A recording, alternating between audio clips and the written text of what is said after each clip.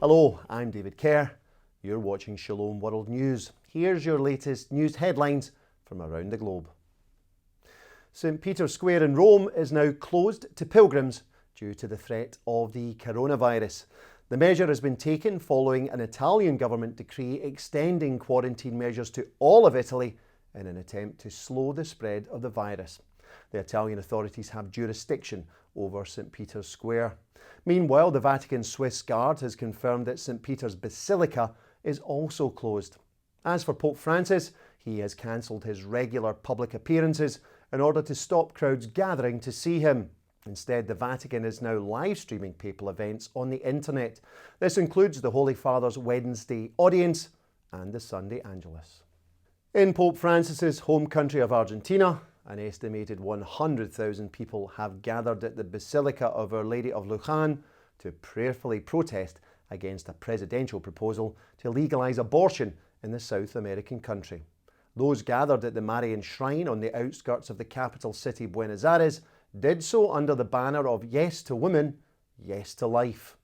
Holy Mass was offered, with the President of the Argentinian Episcopal Conference, Bishop Oscar Vicente Ojea Quintana, as main celebrant and homilist. He lamented the recent decision by Argentinian President Alberto Fernandez to introduce a parliamentary bill to legalize abortion. The Archbishop said that there are millions of Argentine men and women, believers and non-believers, who have a profound conviction in the dignity of the human person from conception onwards. Meanwhile, there could be similar scenes later this month in Australia, with a pro-life procession through the city of Sydney. The event will commemorate the International Day of the Unborn Child and is organised by Australia's Life and Family Institute.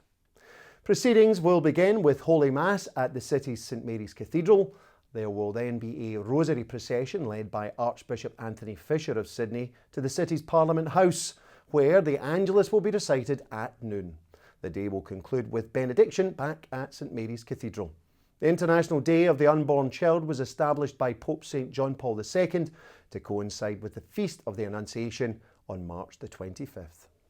In the United Kingdom, Bishop Mark Davies of Shrewsbury says that all English Catholics should model themselves on the Virgin Mary's fidelity to the will of God.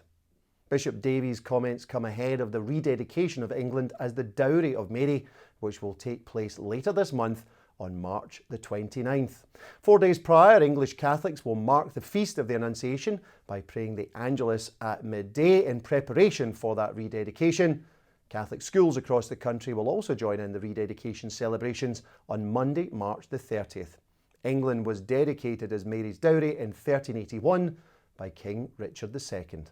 Finally, there is still a possibility that Pope Francis will attend this September's Eucharistic Congress being held in the Hungarian capital of Budapest.